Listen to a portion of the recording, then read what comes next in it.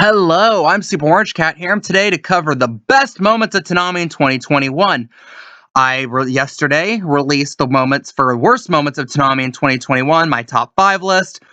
If you haven't seen it, go see that now because I'll probably be mentioning it a time or two in this video. So again, watch that video, watch this video, whatever. So without further ado, here are the best top 5 Toonami moments in 2021.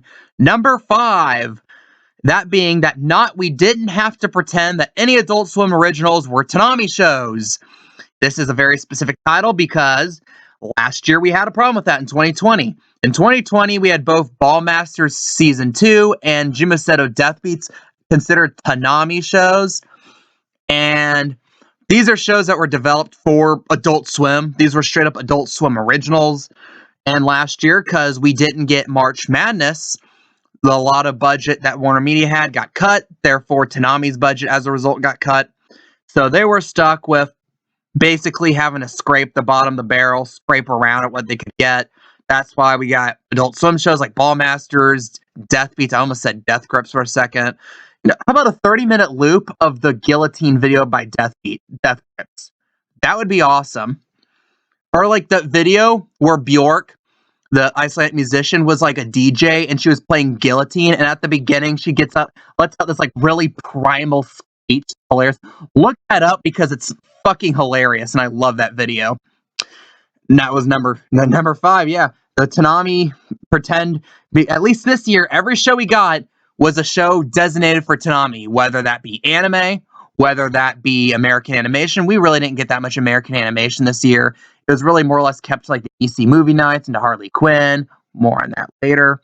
And the number 4 best Toonami moment of 2021 was kind of a joke one I have in here, not having the live-action Cowboy Bebop. And Cowboy Bebop, if you've paid attention to any online discourse, you know that there was a live-action version starring John Cho, and it was very negatively received on the block. And not on the block, but in general, to the point where even like I think Netflix has it. Netflix decided we're just going to make this a one-season thing. We're not going to pick this up for anymore. Oh, I can go into detail about why a lot of people hated this show. I actually never myself ended up watching this live action. I make it a personal rule not to give any clicks to live action anime stuff because they all suck. So you see, our foreshock in this was like Dragon Ball Evolution, the M. Night Shyamalan version of Avatar: The Last Airbender. Okay, that's Avatar was American animation, but it was anime inspired, so we should have known where this was going. And he ended up getting like that really weird, edgy, like Netflix original version of not Death Beats, of Death Note, where it's like some random edgy kid from Seattle is like pissed off, and he's like, oh my god, it's just all over things. Oh god, I can't even think about that without laughing. Oh god, it was so bad. Why did I actually ended up watching a bit of it out of curiosity. I know I said I don't collect these live action stuff. I lied. Oh god, it was so hilariously bad. But again, and I could have seen Tanami being batshit crazy enough to try to pick it up. If Jason DeMarco seems like the type of person to unironically pick up a live action anime adaptation because he would think it would bring in new viewers or something. Unfortunately, we stayed away from the rocks. We did not listen to the Siren song, and Toonami at least did not run into that speed bump. The number 3 best Toonami moment is something I kind of mentioned on my worst list. Number 3 best moment is the fact that we got more DC movie nights. I mentioned this actually as an honorable mention in the worst things, but again, I pointed out a lot of people like these. It's a change of pace. And maybe this encourages them to look at maybe an older show featuring like Justice League type stuff, like maybe something about Batman. Maybe we could find a way to get like the 90s version of Batman the Animated Series back onto Toonami. That would be cool. Get something like that on the block maybe. But again, and a lot of people point out, well, it's corporate synergy. Warner Media made them do this. Yeah, but again, it's a change of pace. A lot of people like it. And I'm not against it. So, going on further, the number 2 best Toonami moment of 2021 was the first 8 or so episodes of Fana Pirate Princess. I discussed Fana Pirate Princess in my worst of video, pointing out its ending. That was actually specifically the 5th worst moment of this year. But the second best moment I thought was the first 8 or so episodes because I thought early on, despite a couple of speed bumps, Fana Pirate Princess, I thought was doing a great job of building this universe. I got invested in the characters. I hated Fana early on, but I came to really like her as a character, you know? And you have all these other characters too that I came to like the whole Goblin Knight crew. I ended up liking. They all had their own little personalities. I thought they together very well. And you had this whole concept, albeit simple, but again, a time-honored tradition of having the plot be there's this treasure somewhere, let's go and find it, and the real adventure is the friends we made along the way. And I like that because this cast of characters I thought brought life into that, and I thought they did a good job of it. And after 8 episodes, it kind of went into this like weird hole where all of a sudden you kind of started noticing they're talking about religion a little bit, and then Fana ended up being female Jesus and all. We kind of went in a weird direction, but the first 8 or so episodes I thought were still pretty good.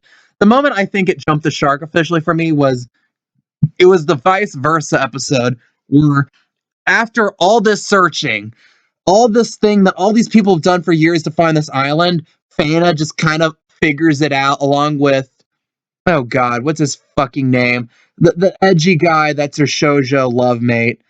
I'm gonna think of it after I publish this video. It starts with a Y. That might be a problem with the show. I don't remember his name. I remember Corinne because she's cute. I remember Inju and Kaede. I remember Subaki. Is that his name? The cute freckle boy. And I definitely remember Charlotte because she's hot. And Fana because she's the main character and her name's kind of, you know, in like the title of the show. And that's another thing I'll add right here. This video is going to be short, so I want to extend it by going on this little rant. Aina was hot. I do not care what you say. Look, people could point out, well, she cut her hair.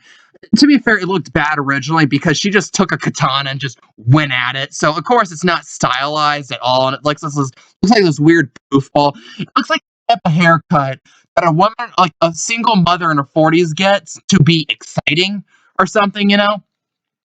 Or she has a husband, she wants to piss him off, you know, show that she's young and vivacious still, but she isn't. She's a Karen with 2 kids, both of whom got kicked out of preschool for like, you know, pooping in the toy box or something, you know.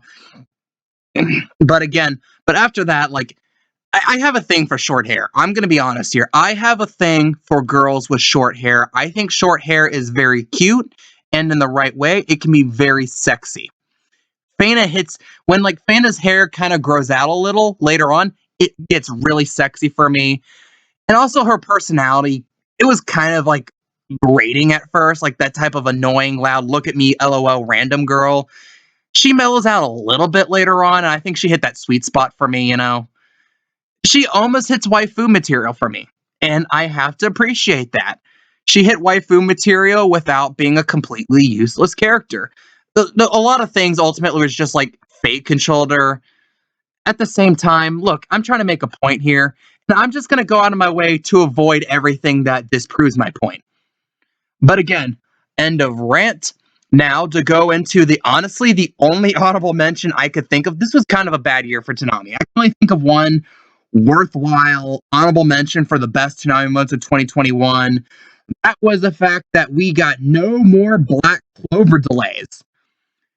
One thing I almost added as an honorable mention for worst moments was Black Clover ending, but again, that was outside of Toonami's control. The producers, the creators back in Japan decided to end after episode 170.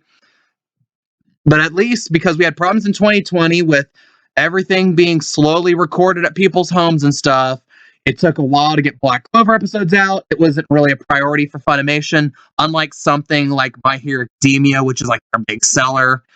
Black Clover kind of got pushed to the wayside. There was a period where we're getting like an episode per month. And a couple of different times, Toonami ran into the wall of production and had to like improvise for the show. And that led to a couple of delays. But this year, we had enough of a cushion because of that big break we had in the show. where we didn't even have it on the block to get enough episodes dubbed that we didn't need any more delays. It's a tiny thing, but it was at least something good for this pretty bad year. Now, on to the best Toonami moment in 2021. The best moment was the Harley Quinn marathon.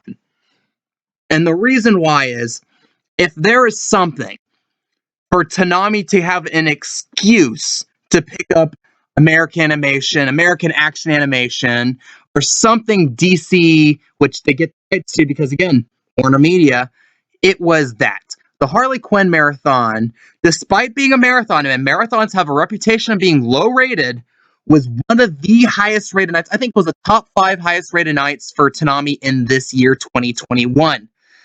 And I thought, if you look at the ratings, some bells would have rung off. And a lot of people have been like, then they could get Harley Quinn on the block. They're not going to get Harley Quinn on the block. That's something that DC wants to keep on HBO Max. They want to keep the big boys on streaming. But maybe that's like, a lot of people are into this type of thing. What if we get like some type of DC action show, animated action show on the block? Maybe people can go to Toonami. Maybe mention Toonami on HBO Max outside of like, I think a little bit of like a, is it Toonami? I know Adult Swim has their own little blurb section on HBO Max. I don't know if Toonami does, but again, if Toonami could get its name out there, I thought the Harley Quinn marathon was going to be the thing to do it. It might not be, but again, considering that we're probably not getting Demon Slayer, and we have a crunch for new episodes of stuff in the new year, we get something DC oriented. Maybe we get American action, which again, and Tanami, which has a reputation, has a history of airing American animation alongside anime. In recent years, it's almost gone to pure anime, except for weirdness last year where you had to have Ball Masters and Death Beats on there. But outside of that, for the majority of the Adult Swim run of Toonami, it's really just been anime. And you thought maybe if American animation gets in there, that was kind of the gateway to it. Because again, high-rated nights. A lot of people really took to the Harley Quinn Season 1 marathon on the block. What do you guys think? What do you thought the best moments of Toonami were this year? Did I leave anything out? I couldn't think of many great things. Leave your comments, leave your opinions down below. I am the Super Orange Cat, and that is all.